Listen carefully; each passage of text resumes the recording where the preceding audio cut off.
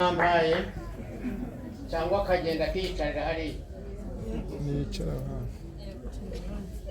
mwaba mumuhaye agatebe. ndagira ngo abo ntashoboye guhoberana nabo ndabaramukije ndabahobeye mu izina rya Yesu.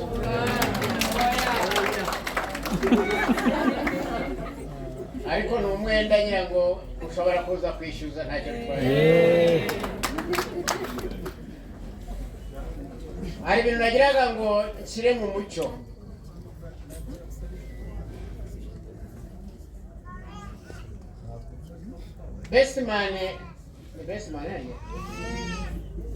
Bestman yababwiye ngo turangije turokome ngo baranyirukanye. Nge nawe n'abandi ntabwo batwirukanye ahubwo bari bagiye kutwica turahunga.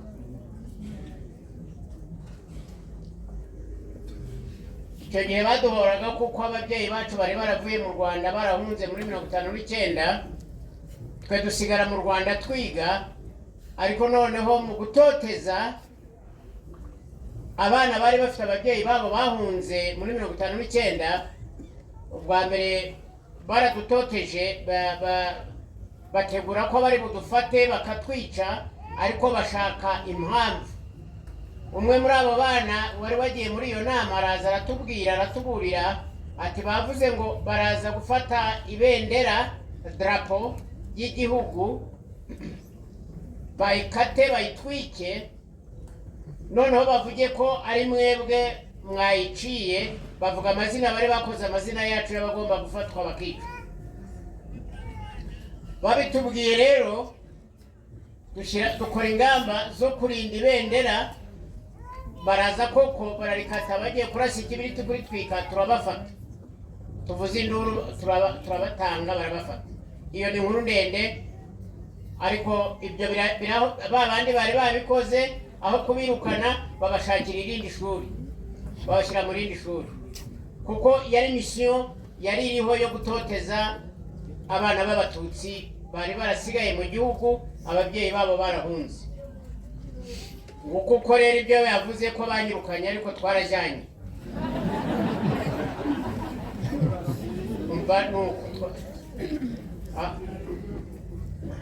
kandi we rero icyo gihe yaratukuraga cyane yasaga n'umucotara we baramurebaga cyane kandi we yagize umugisha bari hafi kubafata kuko aho banyuze hari amahwa menshi kuruta aho nanyuze.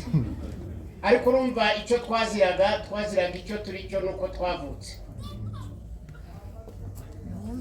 ikindi nagiraga ngo shyire mu mucyo ijambo ryavuzwe ngo nutiyanga ngo wange so wange nyoko wange unkurikire ntabwo uzaba ukwiriye ubwami bwanjye. ibi mama Mbabazi yavugaga byo kunyihanganira kugira ngo dukore ibyo twakoze mu buhunzi. ikimbabaje nuko bana banjye ndabashimira cyane ariko ikimbabaje na nijoro narabitekereje maze iminsi bitekereza kugira ngo tube tubonye umugisha wo kubona ishimwe ryanyu n'umurava wanyu n'urukundo rwanyu. leta inyumba arozi inyumba atakiriho byanteye agahinda cyane. iyaba twaragira umugisha kugira ngo inyumba habe. kwitanga nk'uko mama Mbabazi yabivuze, kwitanga ukabona umusaruro wo kwiyanga kwawe no kwitanga kwawe ukabona umusaruro tukababona muri so successful, twababona muriho, twababona mutazasubira aho mwavuye, twazabona muri mu mirimo, twazabona mwarashatse mufite ingo mufite abana mumeze uko mumeze, biratwibagiza ibyo twanyuzemo.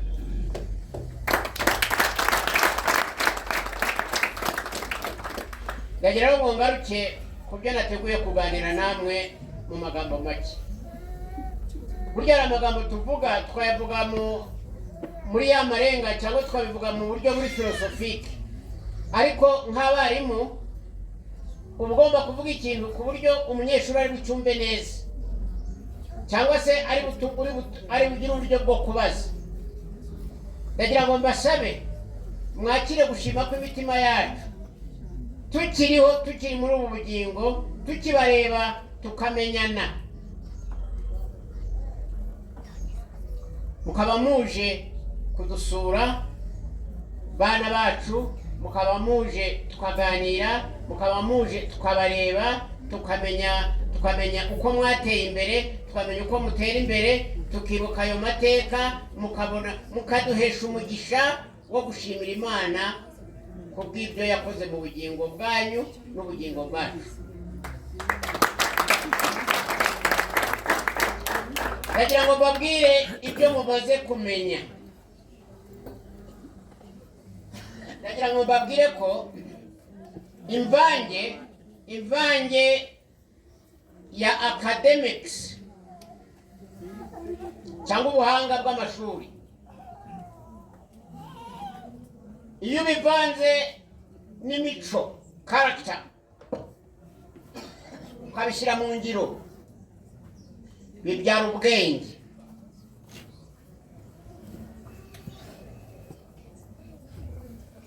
Imana yarabubatse,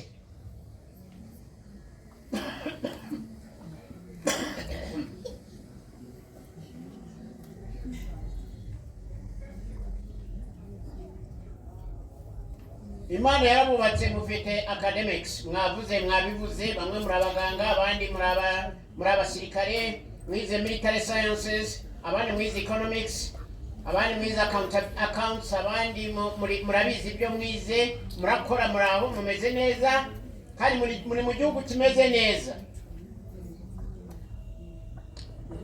Ariko mufite na character, kandi mwabivuze. Aba ba metroni barabareze, barabashepinze, babavuye trauma, babavuye ubwihebe, ariko hari icyo mbasaba mu izina ry'Imana yabaremye. Ndabasaba kugira ngo muhobere wisdom, muhobere ubwenge.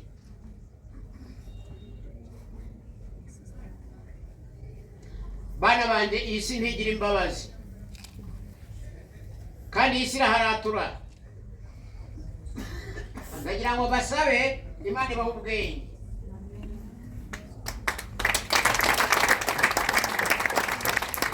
Uwiteka Imana ishobora byose irema ibahe ubwenge.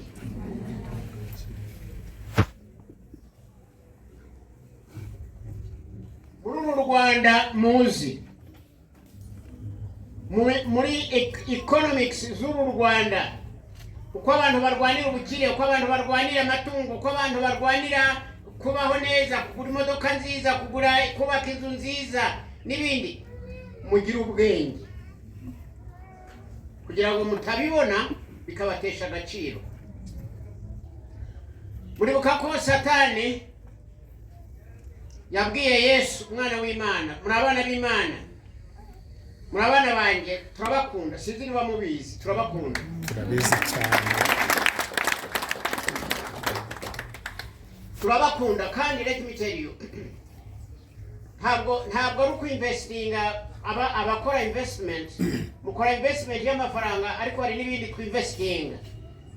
Imana yaradukoresheje to invest in you. Our interest we expect in you is that wisdom.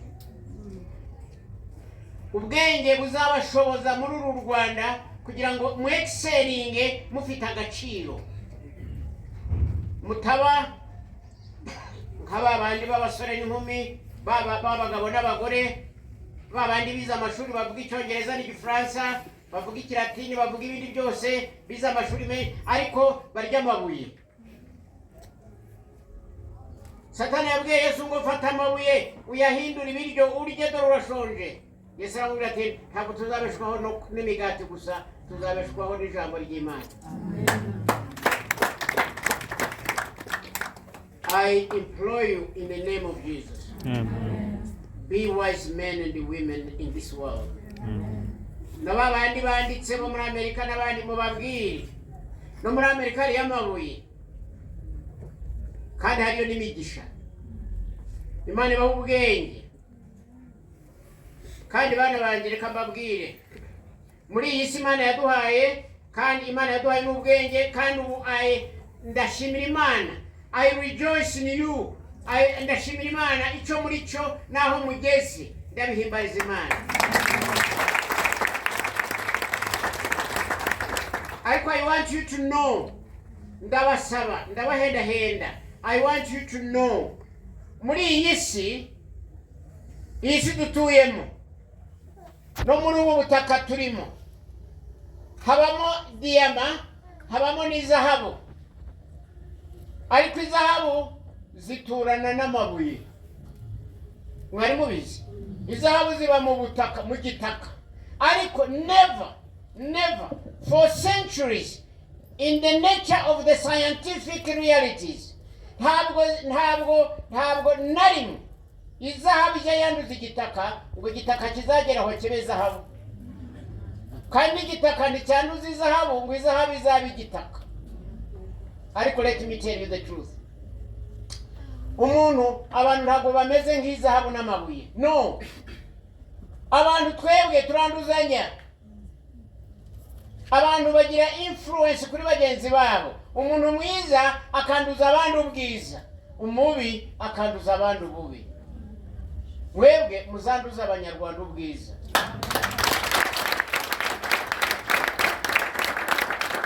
Ndabinginze bana banje, ntimuzagire nature, ntimuzagire umuturano, ntimuzagire umubano nk'uw'izahabu ibana n'igitaka, ntimuzagire umubano nk'uw'odiyama ibana n'amabuye. Oya, muzagire umubano uhindura kandi ucungura. Iby'Imana yabakoreye muzabikorera abandi banyarwanda. Iby'Imana yabakoreye muzabikorera abandi bakeneye ko mubibakorera.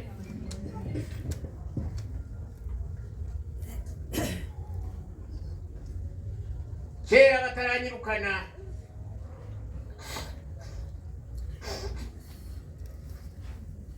numvise ko hari umubyeyi wavuze ko, umwana wavuze ko nigishije nyine imibare.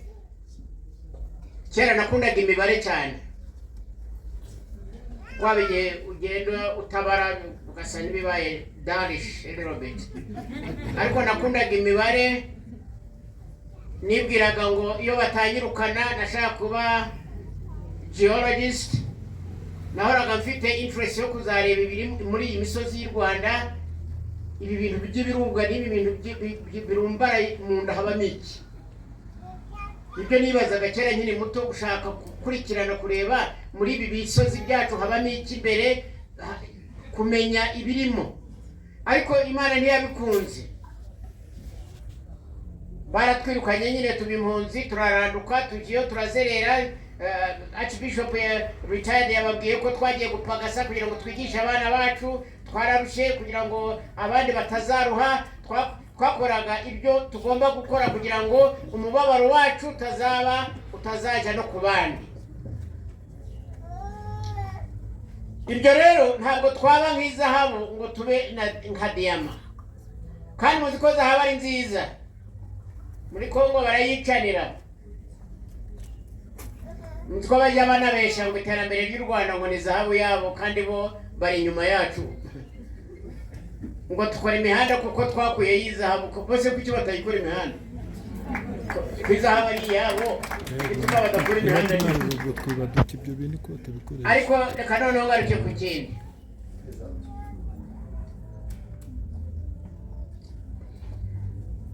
Nababwiye ngo umuntu yanduza undi. Abayuda, Abisirayeli, abatambyi b'Isirayeli banduje Yuda wari umubitsi, wari treasurer wa Yesu, treasurer w'umwana w'Imana, wari umubitsi wa Yesu Kristo umucunguzi wacu. Ariko kuko yabanaga n'Abayuda, yari afite inshuti z'Abayuda, abatambyi, kandi kuko bangaga Yesu yakoraga ibitangaza badashobora gukora. Yesu yasengeraga abarwayi bagakira agakiza ababembe, abantu bakamugana ahagiye bakamwirukaho bakamusanga, mbese bakabona Yesu afite an attractive ability, afite charisma, batuye umuntu azatumaraho abantu wamwica. Bakoresha Yuda, bamugeraho bad influence, bamuha ifeza 30 agurisha shebuja. We yibwiraga, muribuka ko Yesu bigeze gushaka kumuhirika ku musozi biranga, arabacika. Bahoraga bashaka kumwica akabacika, aterekanirira amafaranga n'ubundi arabacika. Bayamuhaye arayakira, bamufashe birakunda, bamuboshye araboheka, bamukubitishi, bamucira urubanza rwo gupfa. Ati nahemukiye amaraso atariho urubanza, bad influence. Ati nwende amafaranga yanyu nahemutse, bati n'akazi kawe.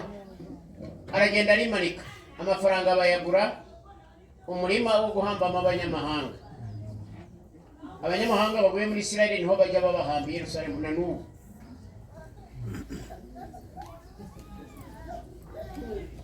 Influence mbi, murabona icyo yakoreye Yuda. Ariko Paulo nubwo yakubitaga abakirisitu, urumva yagiye gutera amabuye Stephen, areba mu ijuru avuga ati data bababarire ntibazi icyo bakora, biramuzonga mu mutima. N'abandi yafungaga bakamusengera bimugiraho influence. None we abonye umutima umaze kunoga, Yesu aramubonekera ahinduka umuvugabutumwa. Nukuvuga ndabasabira mu izina rya Yesu mube ba agents bo guhindura imitima y'abanyarwanda. Kandi reka mbabwire, I don't believe in emotional salvation. I believe in the wholeness of life. Gukizwa ubu noneho ndemera ko mwakijijwe. Hallelujah. Sibyo abana banje ba Sunrise mwarakijijwe mu izina rya Yesu. Kandi uzagwa kareka Yesu n'akazi ke, ntakagira ugwa. Mukomeze Yesu mumufate neza, ariko mwarakijijwe. Gukizwa nkunda Mose Farawo yaramubwiye ngo nimugende mwebwe b'abasore mujye mu ishyamba mujye kuremya Imana yanyu, Imana y'Abisirayeli. Abasaza mubareke, abakecuru mubareke, inka zanyu muzireke, imitungo yanyu muyireke, mugende mujye mu ishyamba muzagaruka. Mose aramureba aramubwira iyo nitujya guhimbaza Imana no guse tuzajyana n'ibyacu byose, n'imitungo yacu, n'inka zacu, n'imbata zacu, n'abakecuru bacu n'abasaza, twese nta kizasigara tutagiye gukorera Imana yacu. Iyi Imana igukijije igukiza wholesomely. Ntabwo Imana igukiza ngo noneho usigarana amavunja. Cyo cyatumaga tuyahandura mu izina rya Yesu. Ntabwo Imana igukiza ngo usigarane nda mu mutwe. Nicyo cyatumaga tuzogosha tukabakarabya ngo mukire mu izina rya Yesu. Nicyo cyatumaga turwanirira gukiza trauma ngo ikire mu izina rya Yesu. Nicyo cyatumaga tugira ngo mugere the best academics, kandi Imana yarabiduhaye. Mwabaye abambere mu gihugu. Kandi ntabwo ari mwebwe gusa, n'abandi muri Uganda tukiri mu mpunzi nabo babaye abambere muri Bunyoro. Imana ikora ibitangaza. Imana yacu iriho, Imana yacu nizima, yakoze izakora kandi izabakoresha mwebwe. Twe twakoze mu gihe cyacu, twabaye abahinzi, turatema, turatsimba, turahinga, ariko mwebwe muzanogereza, mutere imbuto, mubagare, musarure, muzasarurira u Rwanda. Ntabwo umuhamagaro wanyu urakomeje. Ndagira rero ngo basabe kugira ngo Imana yo mu ijuru ibashyire mu bwiza, muve mu bwiza mujya mu bundi. Ntabwo ndi buvuga amagambo menshi nubwo bambwiye ngo uyu mugoroba n'uwanjye, ariko njye ndeba ku maso y'abantu iyo barushe ndabareba nkabamenya. Hari abavuye i Kigali bashaka gusubirayo, hari ejo ku cyumweru numvise ngo harimo n'abavuga butumwa bari bujye gutegura samoni z'ejo. Ariko reka mbasabe ikintu kimwe,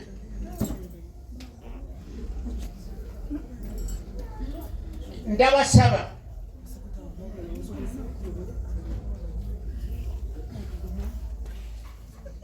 mumbabarire ubwo ngize umugisha nkababona nkiriho ngihumeka.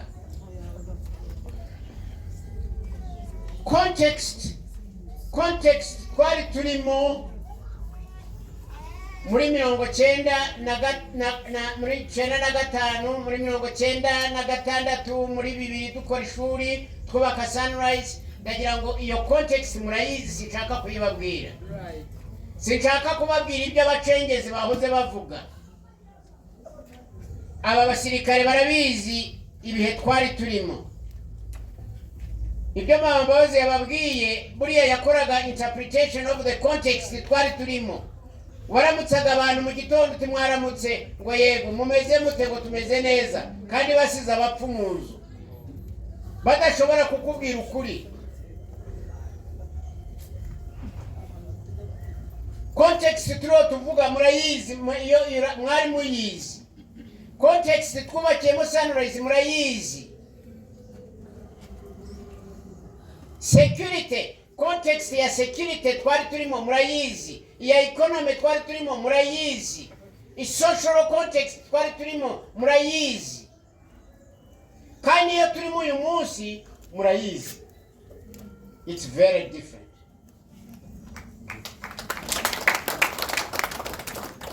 Imyaka 32 tumaze nyuma ya jenoside yakorewe abatutsi, turi mu yindi context itari muri ya yindi twari turimo.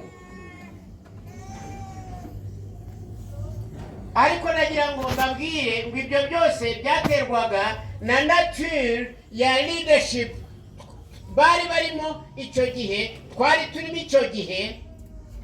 Context ya 1994 muri nyuma ya jenoside twari turimo, ni ya mbere yateye jenoside, ni ya mbere yaho yaduteye ubuhunzi. Izo context zabaga uko zari zimeze bitewe n'ubuyobozi uko bwari bumeze.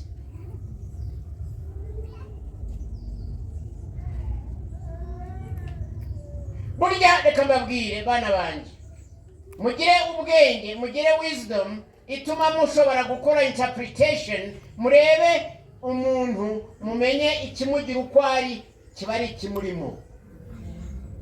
Umuntu agirwa icyo ari cyo, umuntu yera imbuto zisa nawe. Umuntu agirwa icyo ari cyo n'ikimurimo. Ubuyobozi is a big issue mu buzima bwacu. Kandi muribuka ko kera muri bato twarababwiraga ngo muzaba abayobozi. Mugiye kuyobora mute ingo zanyu? Ababyaye murarera mute? Abari mu mirimo murarera mute?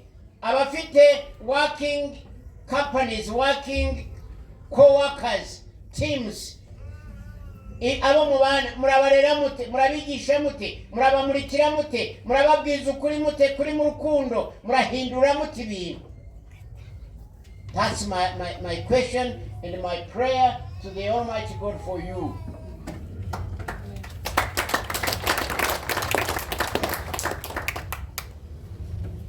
Kandi ndagira ngo mbasabe u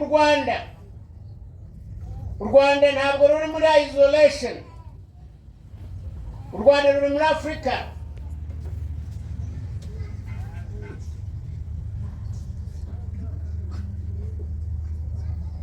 Uru Rwanda iyo mukoze analysis, iyo mukoze nk'abantu mwize muri academicians, abantu mufite mission, abantu mufite obligations of life, iyo murebye, iyo mukoze context y'u Rwanda mubona ari iki mwahindura today. Niba ntacyo mubona, there is a problem. Muri economics, muri social context, what is the responsibility that you have, the challenge you bear, kugira ngo u Rwanda mugire contributions zanyu zishobora gutuma ruba better binyuze muri engagement, interaction, speeches, life, relationships, truth, experience, sharing of life and experience. You have to invest. And I want to encourage you, your investment will bear fruit. Ariko you cannot afford to be redundant. Ahangaha nta mashengo ariho, ahangaha nta byoroshye biriho, ahangaha ni engagement, ni sacrifice, ni commitment, ni ukuimprovinga. Kandi Africa murayireba uko imeze. Sinzi niba iyo mukoze mu mitwe yanyu, mu bwenge bwanyu, mu IT, in your sophistication of education. Iyo mukoze Africa mukayishyira muri test tube, iyo muyikoreye diagnosis, mubona Africa imeze iki? Africa bled. Africa yarapfushije. Africa yarasahuwe. Africa yagizwe uko yabaye. U Rwanda rwagize genocide, rwagize abantu babimpunzi. U Rwanda rurakena, u Rwanda ruko rwabaye. None haje impinduka mu myaka 30. Ariko murebe muri Kongo uko bimeze. Inka ziraraswa, abantu barapfa, abana bari mu bizame barabasa bomu n'abaturanyi bacu. Murebe hara hepfo iwacu Burundi. Murebe ibyaba hirya no hino. Africa, what is going to be your investment for the redemption of Africa?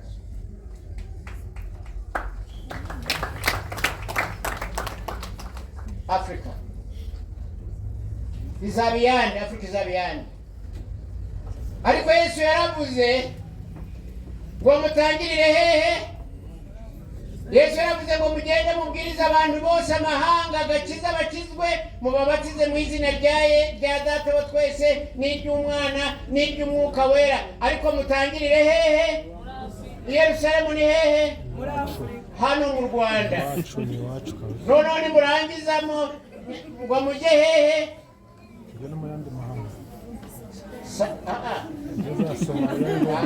Ariko Bibiliya muyisoma muti Galilaya. Nimuvi Galilaya mujye hehe? Mutangirire Yerusalemu, muzi Galilaya, muzaje Samariya, mujye no mu mahanga yose. Mugiye gutangirira hehe? Wacu. Gutangirira ni turya amabuye. Ni murya amabuye. Nubwo ari ikizira mwebwe muzira amabuye, ariko abari amabuye ntibagira vision. Ndagira ngo mbasabe bana banje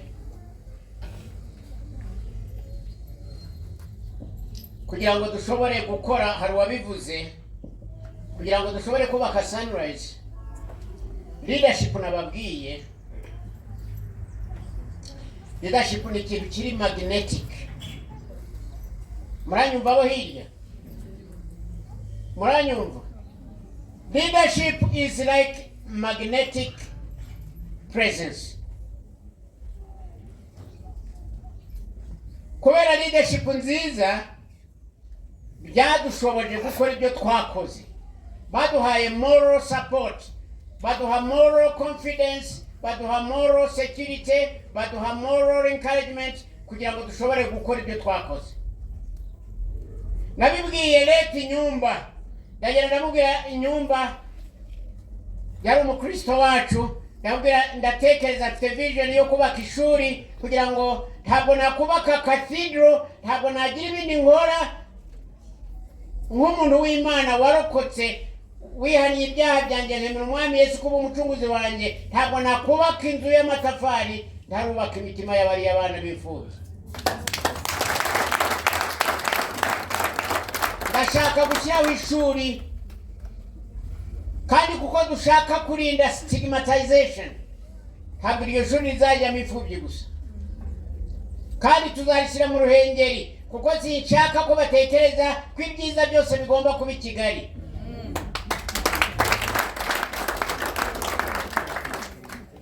Mubwira uko ishuri nshaka ko rimera, mubwira uko bizagenda, mubwira ko tuzigisha Icyongereza, tuzakora, mubwira ibyo natekerezaga byose. Arambwira ngo Bishop, you are too ambitious.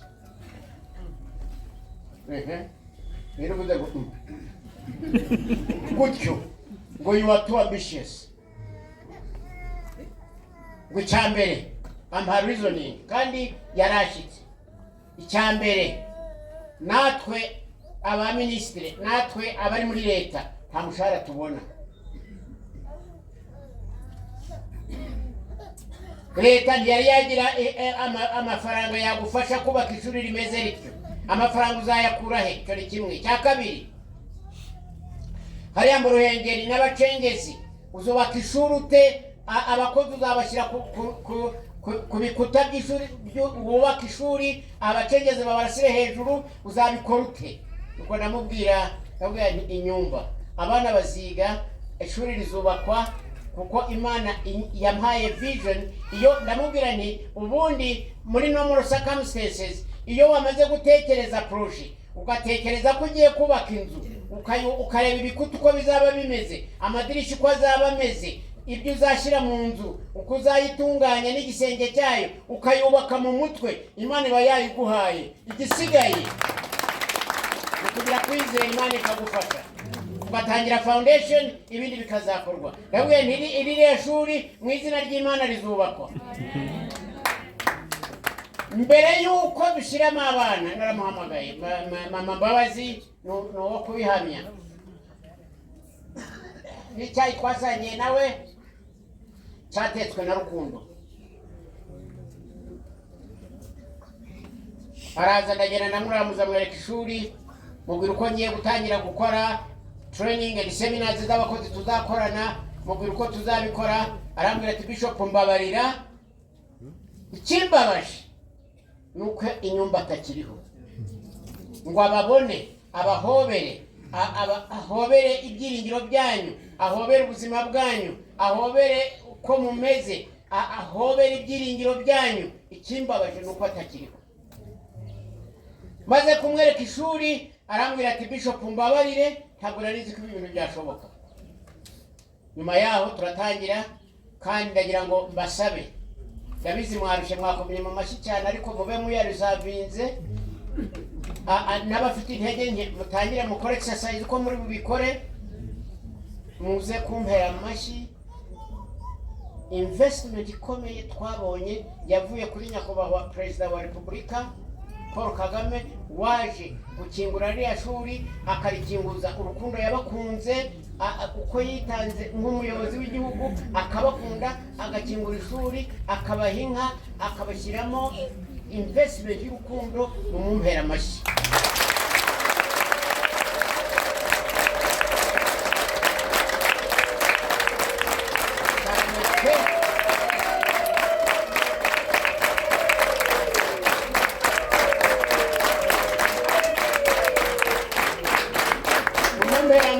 Kuko yarabikoze, yaje gukingura ishuri, azana n'abayobozi bajya bajyana nawe nk'uko mubizi, baraza bakingura ishuri. Amagambo mwavuze mwarayumvise twavuze, kuko icyo gihe naravuze nyakubahwa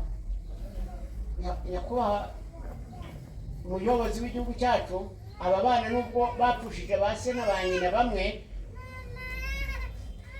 ariko tubakunze, n'abana nk'abacu tubakunze, tugakora invest muri bo, tukabaha urukundo rwacu, bazagira umumaro nk'abana bacu bandi bafite ba se na ba nyina batarahanga.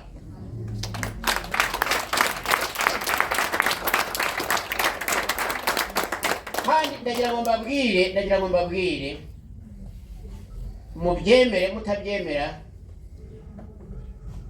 mwebwe mwabaye umugisha ku bandi bana benshi batanazi ko muri umugisha wabo. Ibyo reka mbirekeraho, ntabwo ari iby'uyu munsi. Uwayoboye gahunda yavuze ngo ibindi tuzabyongeraho, tuzaba tubyongeraho. Ariko ndagira ngo mbasabe,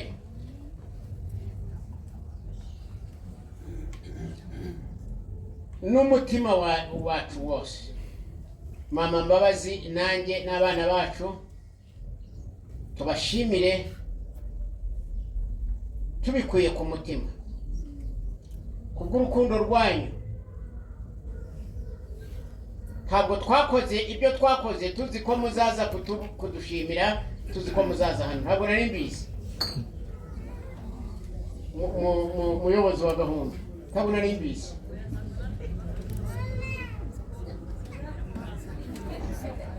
Ndababwiza ukuri ntabwo twari mamba wenda we ajya yerekwa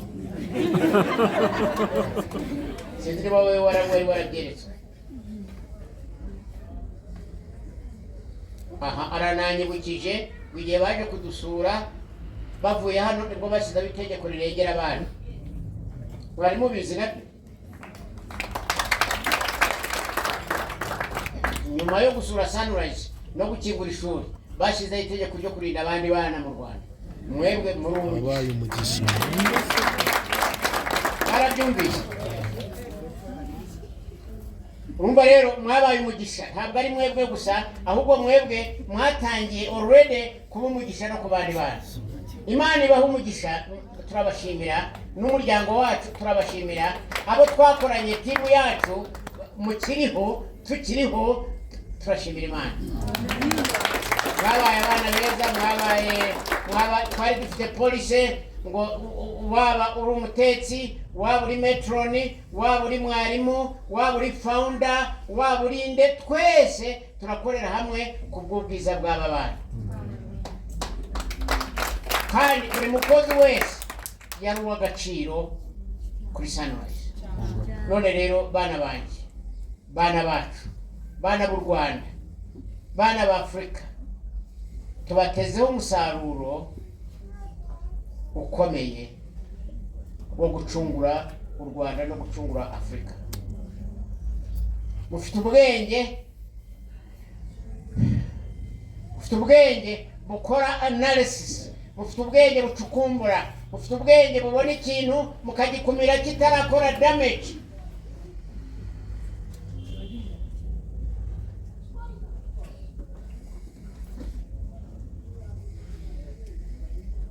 Sinzi amateka buriya kugira ngo umere imvi warabaye impunzi ukava mu ishuri ukaba impunzi ukajya muri Kongo, ukava muri Kongo ukaba impunzi ukajya muri Uganda ukakora ibyo wakoze ukagera igihe umera imvi ukagera igihe ugera igihe tugezemo uba waranyuze mu bintu byinshi. Ariko niyo ibyo mama Mbabazi yababwiye risks zimwe twakoraga mu buzima bwacu zabaga ari iz'urupfu. Hari igihe mama Mbabazi yajyaga ambwira ibyo nabwiraga abazungu iyo twajyaga muri Amerika n'ahandi mu bihugu by'abazungu, ibyo navuganaga nabo hari igihe yagiraga ubwoba akavuga ati baramwica.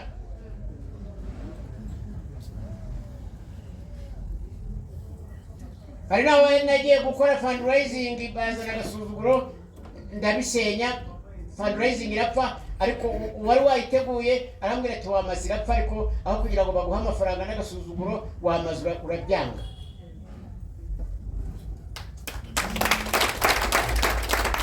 Ko muzungu umwe muri abo bazungu ba millionaires yaravuze ngo plan twari dufite ya Sunrise iri ni nziza cyane, nta yatekerezaga ko hari uwabidutekerereje ngo ntabwo umwirabura yakora ikintu kiruta imitekerereze ye.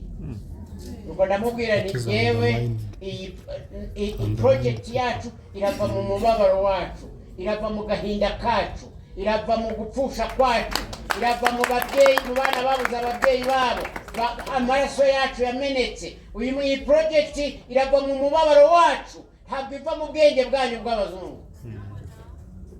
Kandi iyi project nijye wayiteguye kandi izakora. Kandi namubwira niba mu Rwanda harabaye jenoside abantu bagapfa, kuko numvaga avuga Icyongereza nkumva Icyongereza cye gisa n'Igitaliyani. Ndabwo ngewe nize amateka y'i Buraya.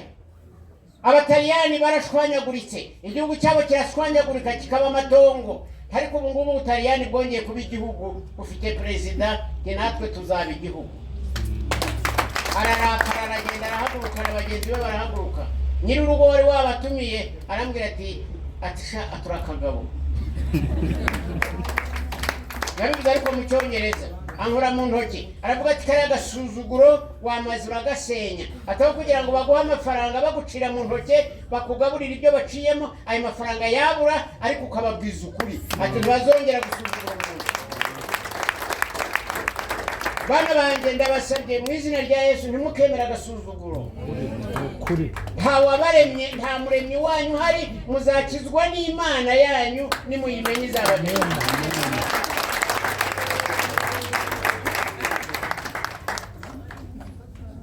Ntabwo rero ntabwo ibintu byose ari kurya amabuye.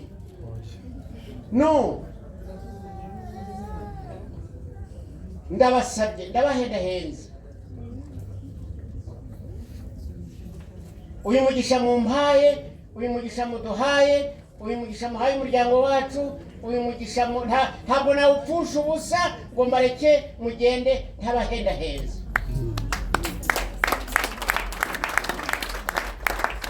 Iki gihugu kirabakeneye. Murareba ibyo bavuga hanze hariye, murareba ibyo bandika, muzi kwandika, mwarize, mukora analysis, muzi amateka, muzi amababaro wa Afrika, nimubasubize nimubabwire. Kandi ndiho n'ubu ndacyajya iwabo.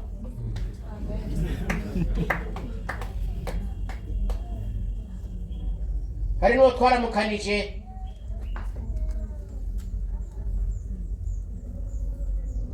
kamuntu w'inzobe uri hano hafi ngwino mukaza ihangane murabona we ko ari inzobe muterura amakaba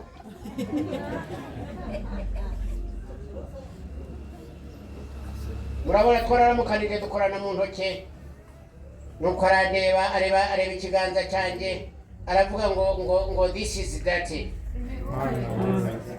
Ikiganza cyanjye ngo kidate ngo nawe ngo kinzobe. Ndamubwira nti iki kiganza cyanjye ntabwo ari black as you think. This is not black as you think and it's not that.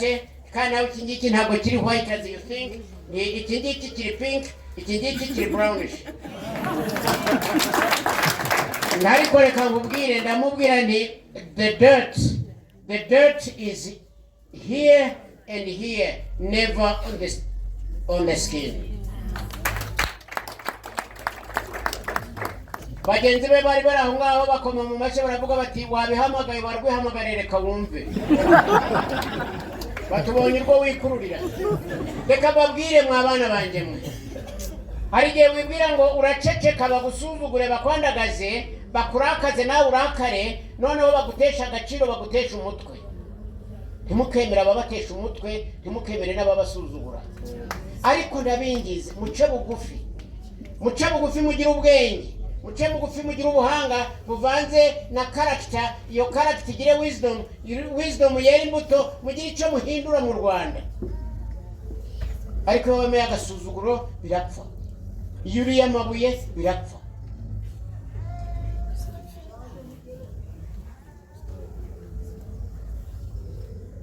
This world ukwiteye habiteye uko Imana yayigeneye. Satani iratuzambaguza. Satani aradushuka yarangiza akatwirenga hejuru akadushinyagurira. None ndabasabye bana banje mwakoze kuduha inka tugiye kunywa amata. Yango ni mugaruka muzasanga naraguze irindi koti na mpamba zirahinduye. Twarongeyeho ibiro nuko basigaye batubwira ngo dukore siporo kandi buriya siporo nayo yica sinzi uko bigenda. Ariko tuzagira imbaraga. Buriya kubyibuha ntabwo arizo mbaraga. Tuzagira imbaraga. Mwakoze kuduha impano, mwakoze kuduha urukundo rwanyu. Iyo niyo mpano ya mbere. Mwakoze kudukunda kandi Imana yanjye sinzi icyo navuga ariko Imana izavuga, Imana izababwire, Imana izabahembe, Imana izabamurikire, Imana izabaha umugisha, Imana izabagirire ibyiza igirira abayikunda.